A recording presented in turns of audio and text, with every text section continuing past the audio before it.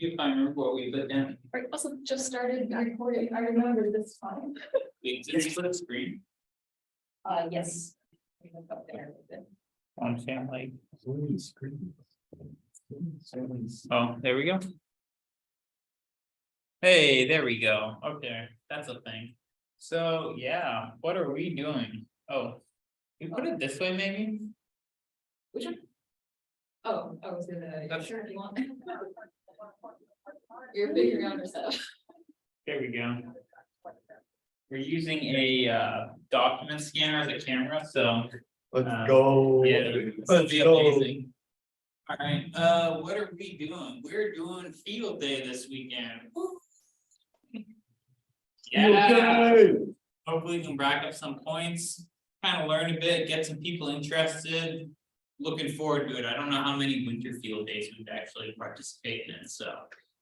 Actually gonna try and use the Flex some more with all the new filters and fun gadgets we got associated with it. We got a fall tea hunt potentially, I think still. I think potentially still for next weekend, not this weekend. Got an Arden work either that same weekend or the weekend after, pending on how the rain conditions are and stuff like that, since that drive is always somewhat painful. And then we have a testing session, potentially also on the 25th of February. And then we're doing HF Tuesdays now. I like saying it that way. And those should be good. We're hoping to get more people involved with that. And then, yeah, some more hopefully systems documentation. Either this Friday or just in general at the HF Tuesdays, I guess. And then golf cart work. Always an endless task, Davide knows. So. What do I know? Oh, the golf cart is always an endless task. Well, yeah, it's a project vehicle. You're always gonna have work on a project car. That is true. Ooh, CPARC project car, that's what we should call it from now on. Alright, so tonight we got the fun little polar bear up there in his snowshoes or skis. We're gonna be talking about winter field day. You'll see a WFD a whole bunch. We're gonna talk a little bit about HF propagation, just some of the basics with the ionosphere, stuff like that. Big words that sound fancy but aren't as complicated as you think. HF modes, analog and digital, we'll probably mostly be doing single sideband, so voice communications for this weekend. HF practices, so like signal reports, like what does 5.9 actually mean, or why shouldn't you always just say 5.9 if you can't hear someone kind of deal. Along with some Q codes, stuff like that, you know, very basic stuff, but that's really important for HF operating. And then our new system that Davide and Jack so graciously were a big part of setting up. Just kind of how to use it, you know, why it's better than our old setup. We don't have pictures of the old setup, but we can always explain after. And then, yeah, this is gonna be a very, you know, wide view of HF, but we want to be like practical, be like, hey, you can touch HF and, you know, feel confident in what you're doing kind of deal. So with that, Helen, go for it. Yeah, so I just wanted to do a quick overview, I guess of like, what is HF and why do we use HF instead of these other bands? And what that is essentially is like the frequency that you're using. Different frequencies travel and interact with the atmosphere in different ways. They go different distances because of that. And so for different applications and different activities like winter field day, we use mainly HF because it travels further, and we're going to talk about why in the next slide there. These handheld radios that we use, the one on the table right there, that is on a very high or ultra high frequency bands. And those are physically smaller than high frequency or HF bands. So you can think, I think they call those like centimeter microwaves, right? No, centimeters, yes. They, Something like that. yeah, and those just kind of like generally correspond to how big the waves are. So once you get into say HF, like some of those waves you'll see are labeled 40 meters or 80 meters, and that kind of size is proportional to how big the wave is. I put extremely low frequency on there just so you can sort of, just as an example, we don't use that in ham radio. But submarines use extremely low frequency waves because it is less absorbed by seawater, so it goes further. Anything else would just go into the water and turn into heat or something. And it is possible to receive them. I met someone over the summer who had a massive mag loop antenna on his house, and he was receiving like sonar pulses on a sonar, but pulses from submarines actually, or the base stations of like, I forget where. Somewhere north of the station. Yeah. So why does HF travel farther? Why do these huge waves like 40 meters, 10 meters, 80 meters? Why do they travel further? Well, because they bounce off the ionosphere. And what the ionosphere is basically is it's just a layer of charged particles in the atmosphere. So when you send out your wave, it goes up. And then because it hits this layer of charged particles, ions, electrons, it ends up bouncing back to Earth because it can't pass through that. Your smaller waves, so very high frequency, ultra high frequency, those are small enough to just pass straight through. So you use that if you want to contact satellites, for example, or get data from your instruments there.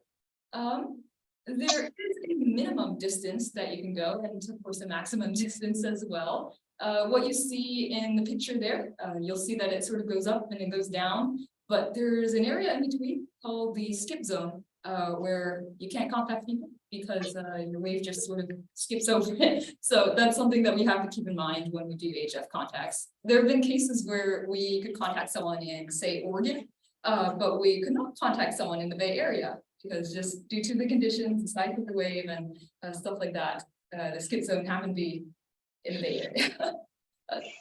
So I can add on there really quick, stuff like, I believe NBIS, right, you can actually contact places like San Francisco because it doesn't bounce as far. But also in that same way, you have the downside of, you can't contact like, say, Africa or across the world with NBIS, near vertical incident skywave is what's called. Yeah, basically what that means is if you change the angle at which you transmit your wave and you just go like straighter up, then you can change this depending on like what your antenna type is and like how that kind of stuff. But yeah, if you just send it up at a sharper angle, it will bounce back down, get somewhere closer. If you have like a tree in the way or something, or a mountain, let's say you have a mountain, then this would be something that you could look into. Here's some more information about HF propagation in the atmosphere. The image that you see there, I believe that is, let's see, the D region absorption, sort of like a map of that, and then like what frequencies are being absorbed. What website I got that from? Well, I can't read that. But anyway, it was probably something from NOAA. Yes. But, oh yes. Yeah. Cool. And it basically what happens is when the sun is up and it's, sending out ultraviolet radiation, that radiation from the sun ends up ionizing particles and atoms in the atmosphere. So when the sun is shining stronger, it creates it increases the density of the ions in the atmosphere. And for smaller wavelengths, smaller HF wavelengths, that's pretty good. But for it increases the width of the ionosphere, so your waves don't go as far. So you see there, sunspot activity raises the maximum usable frequency. Maximum usable frequency is just literally like, like how high of a frequency can you go before your waves just pass through. And so when your ionosphere is very dense with ions, then you can use higher frequencies. If it's not so dense, then you'll want to use lower frequencies. So at nighttime, we tend to use longer wavelengths like 40 meters or 80 meters, just because that'll go further. Since the width of the ionosphere also decreases at night, the waves do go further at night if you have a wavelength that will sufficiently bounce off of it. There are other space weather conditions like solar flares and radiation storms that will affect propagation. So they have websites where you can track space weather conditions and stuff like that.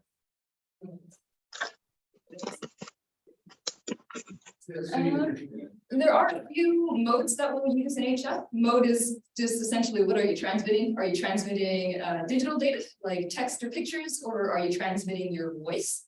You can also transmit CW or continuous wave. That's just Morse code. So it's just are you sending something or are you not? I would say we don't really have anyone fluent in Morse code in the club right now. So we probably won't be doing Morse code. But if you wanted to learn, that's definitely something that's pretty fun to do. Phone is just voice over radio. That's what we're going to be using for Winter Field Day, mostly, I think, though we do have options for digital modes as well. I listed AM, SSB, FM up there. That's just the type of modulation, or like kind of, I wouldn't say encode, but kind of how you encode your radio wave. Yeah. So a single sideband is just like a. Anyway, yeah, those are the modes that we'll use. And then for digital modes, text or picture. Do you know what our new systems are capable of? Oh, all of them apparently. So that's pretty cool. So that's something that we can look into. All right, so. We're gonna get into some of the HF etiquette and kind of practices. So to start now, Q codes created in the days of continuous wave or Morse code, you don't want to like tap out a whole bunch of stuff. So why not just send Q codes which say something specifically, like put out less power, please. Like that's QRZ is far, shorter than saying put out less power, please in Morse. So yeah, some of the common ones that we use a lot of the time in HF or just in general. QR people like using low power radios like 5 watts or less. So there's even some propagation modes called like WSJT or like Whisper. I believe they're the same, right? No, they're slightly different. But essentially, yeah, you put out, like milliwatts or less than a watt usually of power, and you can contact people all the way to New Mexico, right? Antarctica. I think I contacted Antarctica on like 500 milliwatts of Whisper. Wow. If you guys didn't hear that, Antarctica on 500 milliwatts, so not bad at all. And then so some of the other codes, QRZ is asking kind of who's on the other side, like what's your call sign, or kind of like who are you, what's your name kind of deal. QSL is if communication is choppy and when you're all done talking, you kind of say QSL and then you go talk to someone else, or you sit on that band and wait for someone else to come on. That kind of tells them, oh, we're all done. And then you sometimes say 73, which I forget why exactly it's 73, but it just kind of came about and it just means like XOXO, like hugs and kisses kind of deal. So, or something more casual, Anyway, QSO is the last one on here that's important to know. It's usually said in reference to how many contacts you made or kind of things like that. And then it goes into a bit more specific on this chart and you can look into them, but people probably won't know some of the other ones as fluently because they're not used common.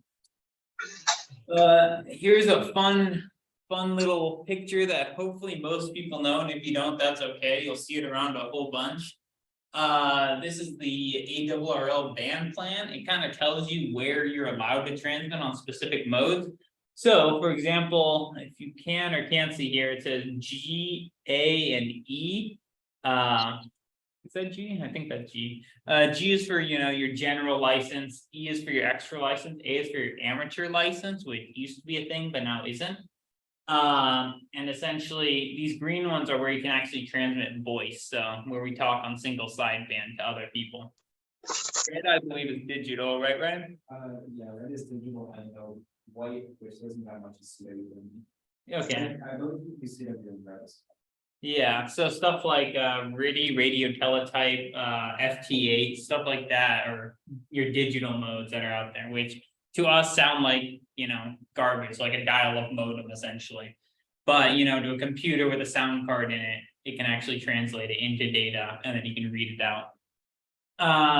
So there are a couple of different ways to go about kind of calling for people. There's kind of running, going around frequency bands and hearing for people, calling CQ, which CQ is like anyone out there kind of deal, I want to talk to you. Sometimes they'll say like CQ contest or something like that, which means they want people in the same contest to talk to you so they can gather points. But there's running around, contacting people that are calling it. And then there's also kind of like sitting at one spot and just calling out CQ to other people. Good time to make contacts, winter field day. So essentially there are a whole bunch of different contests that are out there. What is it? American QSO Party is kind of a website we can find a whole bunch of them. I'm not sure if it's an actual contest itself, isn't it? I don't think so, but you can find out a whole bunch of info on there, and essentially it'd be great to kind of try out some more contests. There's statewide contests, there's US wide, which is what Winter Field Day is. Well, I'm pretty sure it's US wide. And then there are other fun things like awards like the Centennial Award, where you work 100 different countries DXing, which DX just means work somewhere international kind of deal. And when I say work, I mean contacted. And then there's also like every state award, and there are all sorts of other ones. Those are the two big ones that people go for, that I know of offhand. And then the band plan we kind of talked about on here. And then you also have to tune your antenna on a specific frequency to try and get a VSWR below 2. We'll talk about that in a little bit, don't worry, but essentially, ideally you want your VSWR to be 1. That's like a perfect match. Everything will be transmitted, nothing will be reflected back to you power-wise.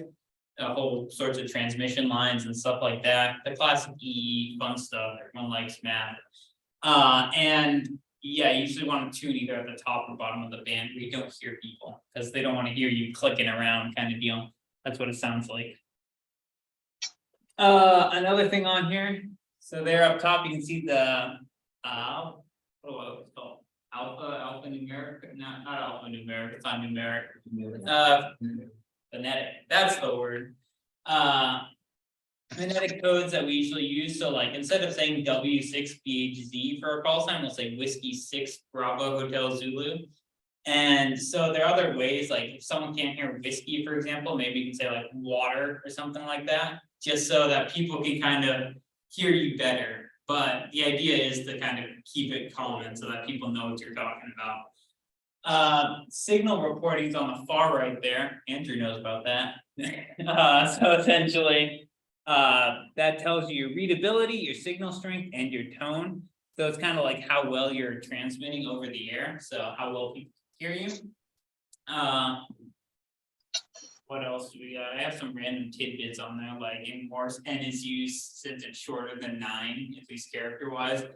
And then unrelated to HF, but an interesting term you might hear is full quieting. Just to say that you've kind of gone over the FM noise floor for a repeater for getting into it. So if you don't want to tell someone 5.9, you can tell them they're full quieting, but over HF, you usually want to use 5.9, stuff like that. And then the bottom I didn't talk about there, those are the grid squares in the US. Essentially, that's what you tell someone where you are during a contest. So that's one of the important pieces of information they're going to want from you. First is your call sign, so Whiskey 6 Bravo Hotel Zulu, or your own personal one if you're general or above. The name of the operator, the operating power. I think we're at 100 watts, right? What? Yeah. Yeah. The state, so California, obviously in our case, and then our grid square, which is right there, CM95QH. And then sometimes they want other info. Usually it's not a super big deal, but sometimes they'll ask for it. And we'll show you why either next slide or in 2 slides. Next slide. Ooh. As you can see, I like to make my slides very busy. Other people don't like that. But here's some of the logging softwares that we use, or just people in general use heavily. Log4OM, Log4 Old Man, and N1MM. I found that pretty funny too. And essentially they're pretty similar, as you can see. So that top one there is Log4OM. The bottom one is N1MM. N1MM requires, I guess, less info, or is kind of like not less info, but it's less busy overall. You can add a lot more things in log 4OM, like. If you can see up here, I don't know what he's got there exactly, but he's got the gray line there, which, I'll talk about here on the next slide. Just kind of where it's day and night essentially. Because as Helen said earlier, propagation conditions, you can usually get further at nighttime. Then let's see. Yeah, some of the cool features in each of them: obtains nearby airport weather data, displays your awards, can look up call signs. I'm pretty sure you can do that in all of them. And then real-time gray line, which we just said is this little map down here. N1MM is probably what we'll use, just because I think easier to like link up to the radio, which because it'll already know what frequency you're on, stuff like that. And all you have to enter in is some of the basic stuff like call sign, grid square, and then usually time, but usually time it also knows as well. Which all these are done. Didn't put that on here. They're all done in UTC, Universal Coordinated Time. I always forget, they always mix those up, which is essentially 8 hours ahead of Pacific time for us right now. Another good practice is to set up your logs before contesting. So we'll see if we get that in, although we're not going crazy on winter field day. We're not trying to rack up all the points. And then, yeah, other cool things, digital modes, you can set up macros, stuff like that, messages, but digital modes are essentially typing to someone else almost. But over radio waves, which is cooler than VoIP and stuff like that. Yeah, I was gonna go for these, right? Sure. People love my voice, right? I'm just being egotistic here. Yes. So, limited to maximum power of 100 watts per winter field day. Here's some of the rules, obviously, if you guys haven't read that yet. Yeah, same call sign for home, indoor, mobile, stationary. So we'll see if we get out mobile. It'd be interesting to go like hike up to the P with one of the radios, but I don't know, with the KX3 in shambles. All amateur bands except 12, 17, 30, and 16. So we'll see what we're mostly on, but yeah, 80, 40 meters, 20 meters, 15 meters, stuff like that have a lot of action usually. Let's see. And it's always on the last full weekend of January, starting at 1900 UTC, which is 11 a.m. our time, on Saturday and running through, I'm gonna call it 1900 Sunday. It's a classic, the professor puts the due date at 11:59, same difference here. And then PST is 8 hours behind, Universal Coordinated Time. The scoring. All logs must be in the Cabrillo format, which usually the logging software will take care of for you, or just like a button click or two. Essentially, yeah, as I said, taken care of by the software. The frequencies in kilohertz, which can be kind of funny, because usually we talk about it in terms of megahertz. If I say 40 meters, most people, or at least I always think 7 megahertz or so, but they want in kilohertz. And then you have to use one of the valid modes that we talked about earlier. So no, I don't think we talked about earlier, but you can't use FT8, I believe, in some of the other digital modes for field day because it'd be kind of too easy to rack up contacts. So CW phone, RIDI, I believe, is RY for them, and then dates required and times in UTC. There are a whole bunch of multipliers for different things like QRP. There are cool point bonuses for alternative power, which I think we technically fall under, right? The solar and DC. We'll discount ourselves in AC for the weekend. We'll see. Hopefully the battery is sold out. What else? Non-home. We'll have to see. Well, we'll see what we can do.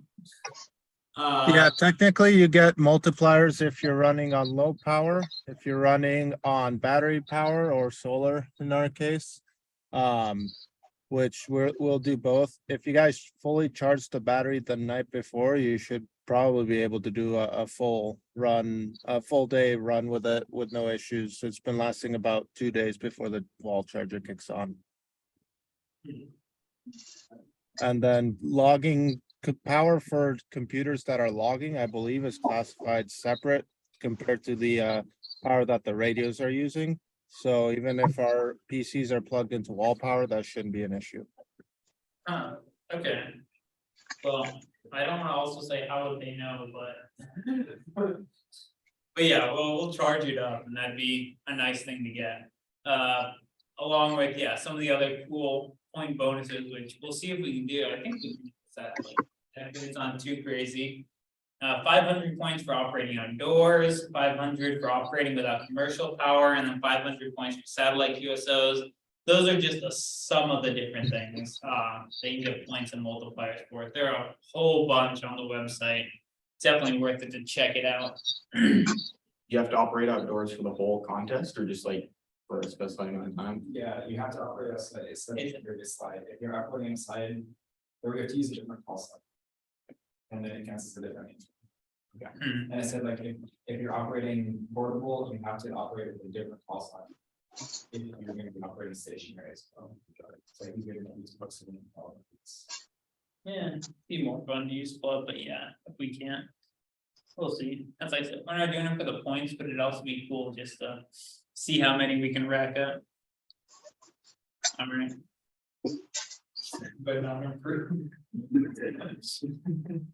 Take it away, Yeah. Ryan. I'm gonna talk a little bit about our new and improved HF station. Over the past, this year and a half.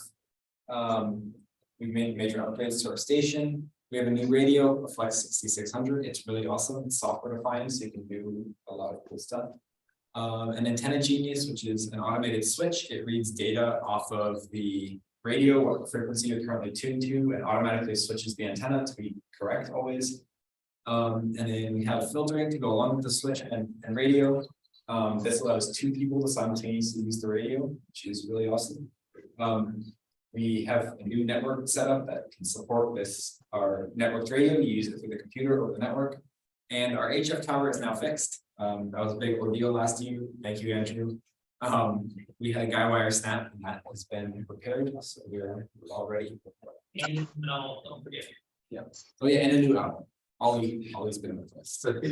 Ollie Junior. There've been a lot of birds on the antennas though. I don't think he's doing his job. Ollie Junior's bad. That's the job. All right, so I'm gonna talk about basic operation of the HF station. First step, make sure the tower's up. We're not supposed to operate with the tower down. It exceeds maximum permissible exposures for some places where people might be, such as inside building 14 and in the courtyard below the tower. So make sure that's up. I believe, are we doing that tonight? Either tonight or. Okay, we'll put it up tonight or tomorrow. And then before powering on the equipment, make sure the antenna is connected. Transmitting without an antenna will cause all of the power to be reflected back off the connector, back into the radio, and heat up the radio until it breaks. So it's not good for the output stage. Then start the software on any of the computers. I believe it's only set up to work on Asian right now. Hopefully the HFPC might be fixed, maybe, you know. It's fixed. It just doesn't have any software on it yet. Okay, cool. Yeah, we can install the software before the contest. And then to operate the radio, it shows a waterfall graph. You place your receiver on the signal. I'll show. I think I have that in the next slide. Select your band antenna and mode. It should do most of those automatically. You can scroll around. Recommend listening before you transmit. Any mode. Listen, to digital. Try decoding it. Listen to voice before tuning, and then getting in. And then last, before you transmit, you need to tune your radio. This transmits a small tone and measures the reflections, and then uses some relays to switch around some inductors and also capacitors, or just inductor matching. I assume it's like an L type, probably. I think. Yeah, it's L shape, that's what. it's some inductors. That switches around with relays to match the output to the antenna so that no power is reflected, or as little power is reflected back into the radio as possible. And then last, if you're having trouble reaching somebody, you can point the antennas right at them. Make sure to only do this with the tower up. If it's down, the antennas will collide with the tree. And then point the antennas where you're trying to make a contact. They are direct, or 2 of our antennas are directional, which covers 4 bands. And then when you're done, before putting the tower down, park them pointing towards New England so that we can access most of the United States and Canada with without having to move the antennas. So, oh, here's photos of our equipment. In top left, we have the rotator. Bottom left, there's the tower. I think that's down. Yeah, it's down, yeah. That's from last night. Okay. And then on the right, we have our network rack with other networking equipment. And then near the bottom, we have a bunch of radio equipment. In the middle, we have our battery with 2 large leads coming out of the front, the EG4LL. It's a lithium iron phosphate, I believe 400 amp hour battery. I think it's a 400. Yes, it's a 400 amp hour 12 volt lithium iron phosphate battery. Yeah, that's what I thought. And below that, we have our Flex 6600. It's a rack mount software defined radio. Really powerful.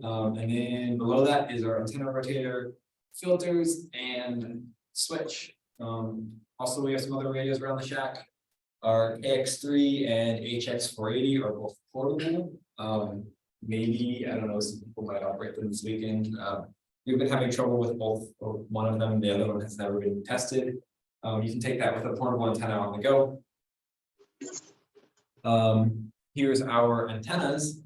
On the left, that's a big main HF tower. You can see all the way at the bottom, stretching towards the camera, is the 80-meter dipole. The biggest antenna we have. It strings between 2 legs of the building and our tower. Above that, let's see. I think there's a way to Laser pointer.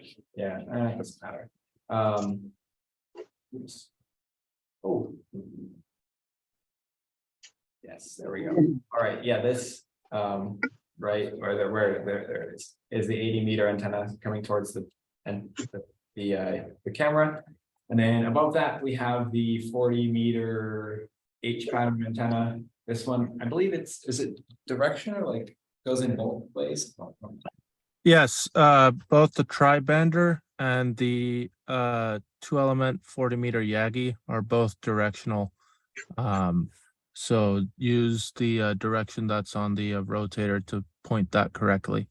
If you have it 180 degrees out of phase, you're gonna get a really weak signal because the lobe is weakest on the back of the antenna compared to the side or front lobe. Oh, interesting. I thought the back lobe was pretty close to the front lobe, pretty even. The last time I checked, I think I recalled it being the back lobe being the weakest, but I may be thinking of like a mag loop or something. Maybe you can always double check the documentation that's in the tower binder. Yes, we have docs and all of it. And then yeah, finally at the top we have our tri-bander. This is a directional antenna, operates on 10, 15, and 20 meters. And both of these 2 antennas are rotated when the whole top of the tower spins, or pointing at where you're trying to make contact. Then on the roof, we have 2 more antennas. Our HF vertical, this one here, is capable of operating on all bands, but because of its location and size and everything, it has significantly more noise than the other antennas and can reach not nearly as far. It's much closer to the ground. It's much more blocked by the P. It has a much lower takeoff angle, I believe. It doesn't get out as well, and it's a lot more noisy from electronics in the EE building. And then next to that, we have our 6-meter antenna for the shortest wavelength that we operate on HF. Now this is a bit about the Flex 6600. I thought the schematic's pretty cool. It shows essentially how the radio architecture works. So as I said before, the Flex is a software-defined radio. But it actually has two radios inside. There are two receive radios here. These are analog to digital converters. They convert your analog radio signal into a digital signal for the computer. There is only one transmit chain, the digital here, the digital to analog converter. And then as you receive, you move it around. I believe these are receive amplifiers that you can configure in software. But here's your main two antenna ports that we use. I don't think we're using any of these extra receive only antennas. But when you're receiving, it gets switched to receive mode. The signal comes down through the chain over to one receiver, or from antenna 2 over down through the chain to the other receiver. And then when you decide to transmit, the transmit chain gets switched to either one of the outputs so that you can transmit on either one. And essentially it means both people can receive at the same time, or one person can transmit and the other can receive simultaneously. So both people can operate the radio on two completely different frequencies. And also because it's software defined, you can essentially do any mode that you want. It's just whatever the software is programmed. You modulate your signal before as you represent it with a digital wave, or as you represent the waveform with the digital signal, and then you take that digital signal and pass it to the radio, and then it can transmit it. And same on decode. It's kind of similar to an audio signal, but a little different when it's coming in, and then the computer can do anything it needs with that to decode whatever kind of modulation scheme you have. There's receiver specs here and transmission specs. The most important is, I guess, power output. It can transmit a max power of 100 watts. Here is a screenshot of the software used to control it. This has one receiver right now turned on, connected to antenna 1 for transmit and receive on 14 megahertz. So that's what, 20 meters. And there's receiver, I guess parameters down here. That's receiving upper sideband, and then you can turn on DAX is like a virtual sound card interface. So you can interface it to other software that expects a physical radio, not a software radio. And then you have, I believe that one's output power and that one's SWR. I can't see. It's really blurry from here. But as you transmit, you want to make sure you keep an eye on how much power you're actually putting out and how much power is being reflected back into your radio. You want to keep reflected power to a minimum because that heats up your radio and can damage it if it gets too much. And then there's various other settings such as microphone inputs and audio levels and RF output power and tuning settings and all the things you need to operate the radio over here. Let's see. Next, we'll talk a little bit about testing the new station. So after we installed it, it needed to be characterized. This was done pretty recently. Here's a photo of the filters in the bottom of our rack and the switch in front of the filters. So we needed before winter field day, we needed to get an idea of how well the filters and antennas perform, make sure the antennas are actually working properly. So I believe right here, this is a frequency response of the 40-meter filter. So I believe you can see transmitted power has a narrow band around 40 meters, and then reflected power drops, I think is what the graph is saying. I can't read it from here. So we swept all of those, made sure all the filters were working, all connected properly. And then did the same for antennas, made sure it is not reflecting too much power around where we're trying to transmit. And it's not, which is a good sign. There's still more work to be done. We're ready to operate, but we still need to continue making documentation for future club members. And we still need to set up a way for club members to operate remote. So when you're not in the shack, you can still operate from your laptop. And write down, how to do that. Our DC system is still, I believe, undocumented. So all the radios run off of one unified DC system. Which should, that needs to be written down for people in the future for maintenance on, and then it would be really cool to set up automated digital modes for when we are not actively using a radio, such as Whisper or CWRBN. So Whisper stands for the Weak Signal Propagation Recorder. It's kind of a science project for studying atmospheric conditions.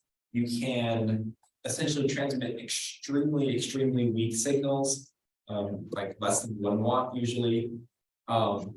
But you're transmitting really narrow bandwidth over a really long time, which you can go far, but your data rate is super low. So it takes, I think it's like 3 minutes or something just to transmit your call sign, location, and amount of but because of that, you can go extraordinary distances on almost no power. And then it'll wait, 15-20 minutes or whatever, and in that time it receives a bunch of other signals and then reports that off to the website where you can visualize where signals are able to go in the atmosphere right now. Something similar, CWRBN, it's the Morse code reverse beacon network, where your radio essentially autonomously listens to large portions of the radio spectrum in CW portions of the spectrum, and it listens for call signs, and if it hears any, it reports them on here with the time, the frequency, and the call sign. So if you're doing Morse code and you're trying to see where you're going, you can put your call sign, call CQ, and then other radios that are listening will upload where they are, where they heard you, what time they heard you, how much power they heard you, all that stuff. So you can see if you're getting out, and also check there for CW contacts. FT8, I'm not really sure how much you can or are supposed to automate FT8, but it's a pretty hands-off digital mode that I believe is not allowed for this winter field day because of how hands-off it is. But essentially you can click, you click the button and you wait for somebody to reply, and then you click the button and say, okay, and then you click the button again and say, okay, and then you made a contact. I don't know, some people are really into it, but I'm not. But it's probably possible to automate that to run all night when we're not there. But I think Whisper and CW reverse beacon network would be more helpful. Further learning, if anyone's interested in giving a presentation or in someone else giving a presentation with any of these topics for the club, they're all projects we are either involved with or actively pursuing. Arden, I believe you already covered this in the announcements part, or we're doing an Arden birthday in 2 or 3 weeks. I believe probably it's almost definitely scheduled for February 5th, unless something catastrophic happens, like if there's a huge flood again, then we can't get to the site. We're going to be working at our Clark Valley Arden site. But if you're interested in learning about Arden or APRS, which is another digital mode, but for very high frequency VHF satellite operation, I know a little bit about that. So I maybe give a presentation if people are interested. Projects with Raspberry Pi, really useful for ham radio. So we can, someone could give a presentation on that. Node-RED, I know one of our newer club members, Dylan, is really into that. He's been using Node-RED to automate some things in the shack, and that project seems to be coming along pretty well. So if people are interested in that, maybe we can convince him into giving a presentation about the work he's doing. It looks really cool. SOTA, Summits on the Air, is when you take a small HF radio up to the top of a mountain, and then you get extra points or something. It's just kind of fun. But when it works, at the top of a mountain and your radio is broken. Space weather is a weird and interesting topic that I don't know much about, so maybe Hamsai could present to us. I don't know, Matthew put a link here for radio astronomy. I don't know, radio astronomy. Yeah, we're gonna get a presentation about it later in the quarter, but just for the future as well. It'd be interesting to talk about And it. then if anyone is interested in an OHS build day, I think that's tentatively scheduled, right? Or Very tentative. yeah, we're planning that probably this quarter. And also maybe how, but small session on how to use the anechoic chamber to test antennas or any other emitted radiation. With Professor Arakaki, he's one of the RF professors here. He's really knowledgeable, so he could show us how to do that, which would be awesome. So if anyone is interested in any of these or any other ideas for future meetings or events, reach out. Discord office group. Or if it's really cool to you and yeah, you want to see, we can make it happen. Some links from other stuff in the presentation. All right, anyone has any questions? Good presentation, not bad. Thank you, Matthew. You know, my slides. Questions, comments, concerns? All right. Helen, Great, thank you, guys. you I have a question. go ahead, Ryan. Well, a couple comments. First off, excellent presentations. Can you see me okay? I can see you. I don't know where the camera is, but It's right there. Okay, let me. Oh. Ron is not well versed in Zoom here. Hang on a second. Let me get back. Let me get back to Zoom. I want to get out of this screen. Get out of here. Here, let me put you on. There we go. Now I'm back. Okay, the excellent presentation. A couple comments. If you're looking for a presenter on CW, I'd be happy to do that. I took my 20 word a minute extra back when it required 20 words a minute. I've been a ham for 50 years and be happy to present that. And I don't know if anybody's interested in single sideband contacts via satellite, but I have a full setup. It's a Linux interface to a Yaesu G500 ASL rotator with KLM antennas, circularly polarized, and the Yaesu FT736 full duplex satellite radio, if anyone's interested in that. But FM, seems to be the way people are going today. Yeah, our station's up and running for satellite. I'd love to make contact with you if possible. Oh, very good. We could I use, don't. sideband FM, anything. Okay, right Depending now, what's the only online. thing I'm doing is really FM. I don't have the auto tracking set up. I'm just using my weak signal antennas. And what I have, I basically built a tripod to take up for the Pastoral Radio Club to do a demo at Field Day. And I think people weren't really all that interested. They're, they were just more interested, I think, in eating than operating, and satellite was kind of beyond. It's hard to beat eating. Yes, yeah, that's very good. It was there for the longest time. It was the Paso Robles eating club. And by the way, I'm now I lost my mind this year, and I volunteered to become the president of the Paso Robles Radio Club. I feel you there. So, but Yeah, well, great. I'd love to participate in your Zoom meetings. This was wonderful tonight, and I'm going to catch everyone that I can. Cool, thanks. I think we almost always have our meetings in person and Zoom. Fortunately, last one, yeah, we didn't record, but we usually post them off to YouTube too, so. Excellent. We're gonna get monetized soon. Good. Excellent. And, a couple comments. I do have a couple comments, possibly, actually a correction. Somebody mentioned that it was an A on the band charts was for amateur. Yeah. Did I hear it correctly? No, that's for advanced. I held an advanced class license, whiskey Alpha 6, Victor Quebec Zanzibar, and that's a mouthful.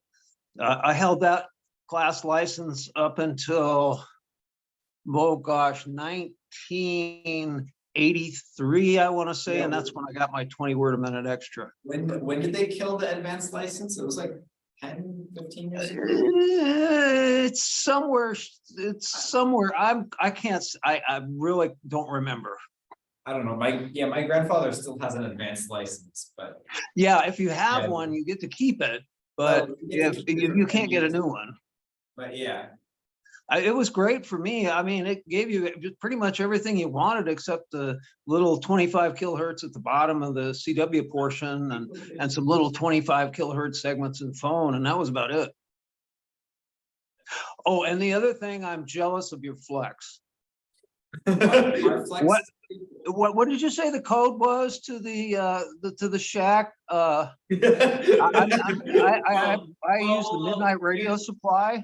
There've been rumors that, once we start using it a little more and get more comfortable with it, maybe there'll be community access for it. Big maybe. Yeah, so hopefully, I don't know, we're trying to work out a system for, Getting it out of campus. yeah, figuring out how to set up remote access and.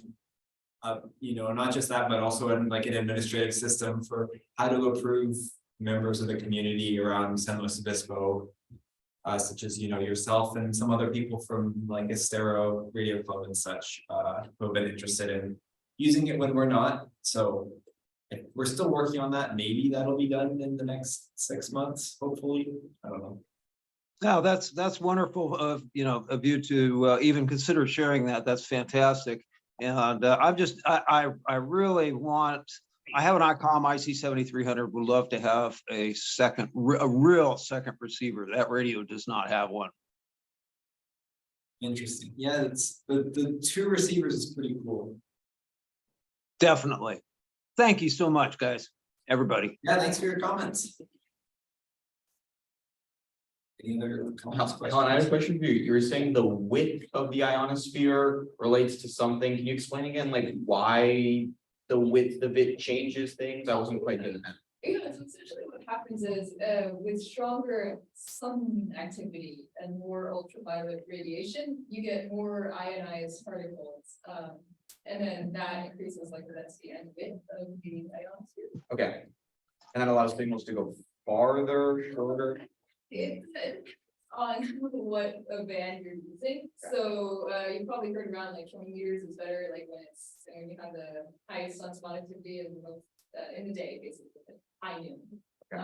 And that's because just due to the wavelength, you get well, I wouldn't say absorption is another story, but anyway, your 20 meter bands, will go better during the daytime.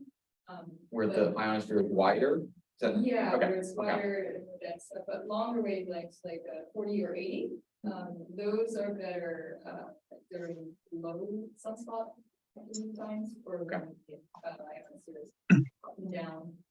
There are like multiple layers to the ionosphere, like a layer, stuff like that. And I think one of the layers goes away during nighttime or something. Yeah. And your longer wavelengths go further during that time, because they actually go up further in atmosphere. When you talk about that, yeah.